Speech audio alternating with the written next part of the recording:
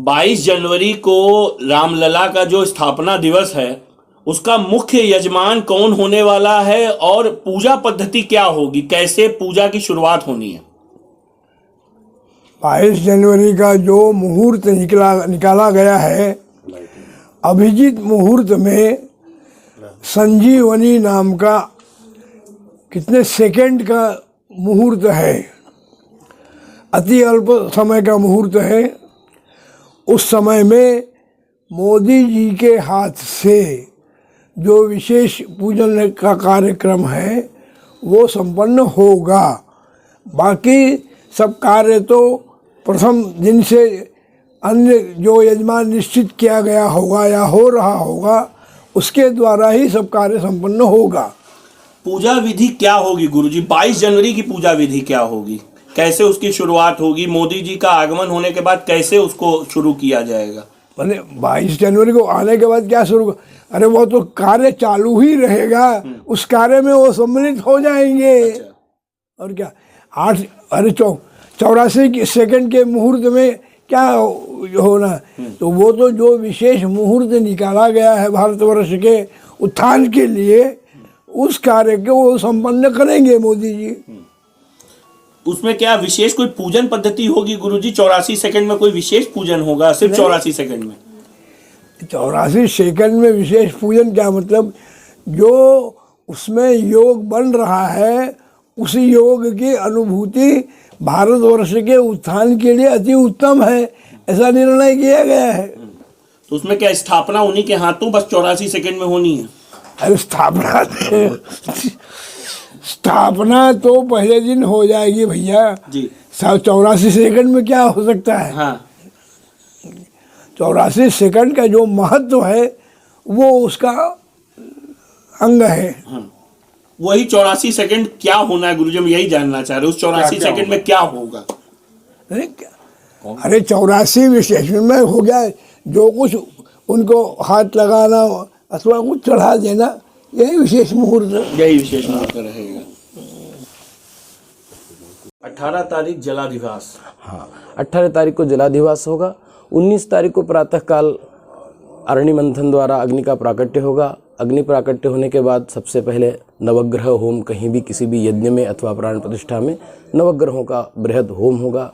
नवग्रह होम के पश्चात सभी मंडप के जितने देवता हैं उनका स्थापन पूजन यह विधिवत चलता रहेगा। सायंकाल धान्याधिवास, धान्य में यानी भगवान को चावल आदि अन्न के साथ रखा जाएगा।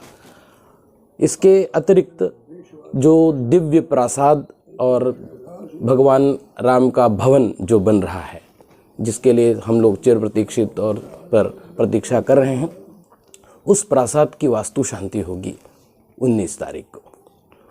और प्रासाद वास्तु शांति जैसे हम किसी घर का नया गृह प्रवेश करते हैं, उसी प्रकार उस प्रासाद को शुद्धिकरण किया जाएगा। 81 कलशों से प्रासाद का स्नान होगा, मंदिर का स्नान होगा।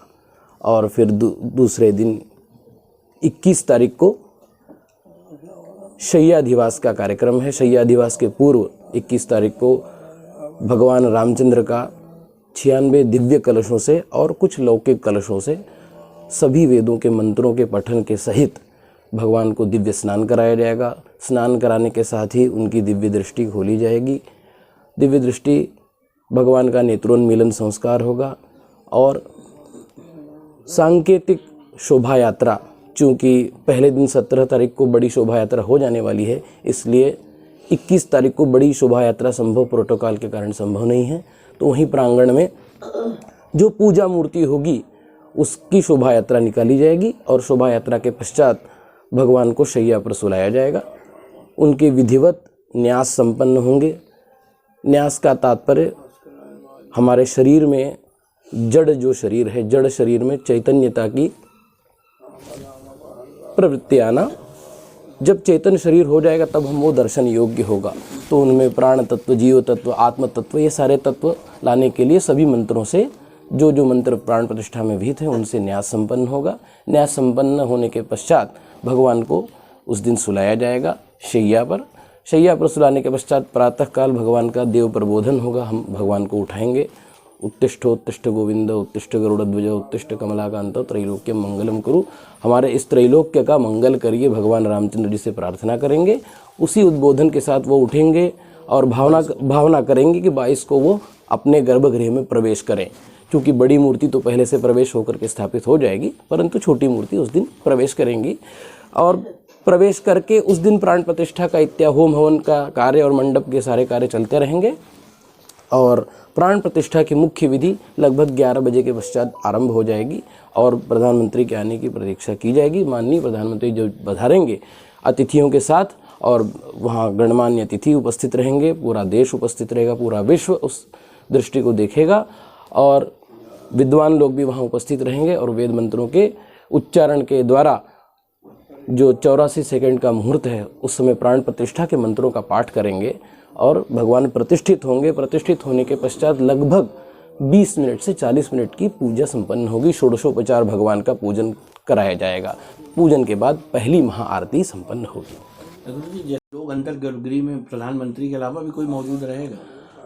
सहयोगी जो ट्रस्ट के द्वारा अनुमोदित किए जाएंगे, जिनको अधिकार दिया जाएगा, संभवतः जो विद्वानों में से काशी से आचार्य पूज्य पिताश्री आचार्य श्री पंडित प्रवर गणेश्वर शास्त्री द्राविड़ जी और रामलला ट्रस्ट के 7 ट्रस्टी लोग और माननीय प्रधानमंत्री और माननीय मुख्यमंत्री जी संभवतः उपस्थित रहेंगे और इसके विषय में विस्तृत निर्णय रामलला ट्रस्ट के द्वारा लिया जाएगा। जी एक बात, जैसे आपने बोला कि भगवान 20 तारीख को क्या कोई आयोजन नहीं है? 19 के बाद नहीं, प्रतिदिन आयोजन है। मैंने बताया 18 तारीख को जलाधिवास, 19 तारीख को धान्याधिवास, 20 तारीख को घृताधिवास और 21 तारीख को शय्याधिवास। और इसके अतिरिक्त अन्य कई अधिवास होंगे, पुष्पाधिवास, रत्नाधिवास, मिष्ठान्नाधिवास, मध्वाधिवास, पुष्पाधिवास, कई पुष्पाधिवास करेंगे, फलाधिवास करेंगे। तो कई प्रकार के अधिवास चलते रहेंगे। ये वास्तु का कब होगा कार्यक्रम? वास्तु का मैंने बताया आपको 19 तारीख को वास्तु।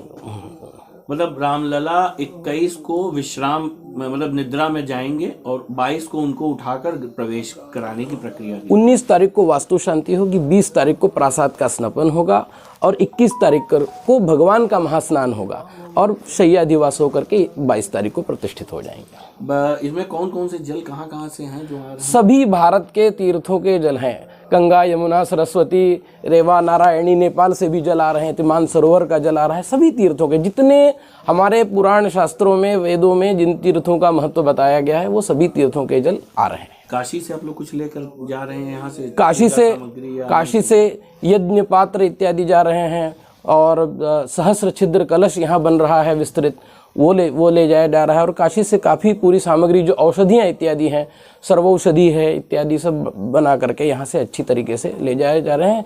और सभी प्रकार के रत्न अच्छे से अच्छे उत्तम क्वालिटी के भगवान की विग्रह के नीचे रखने के लिए वो भी अच्छे अच्छे स्थानों से लाए जा रहे हैं।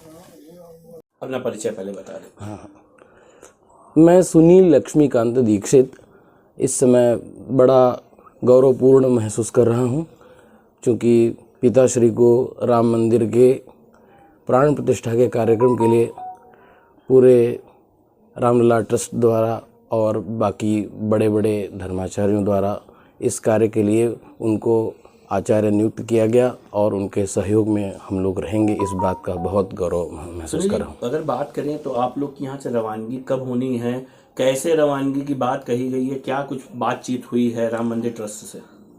पूरे भारतवर्ष से विद्वान आने वाले हैं और उसमें अग्रगण्य काशी के भी 50 विद्वान लगभग होंगे।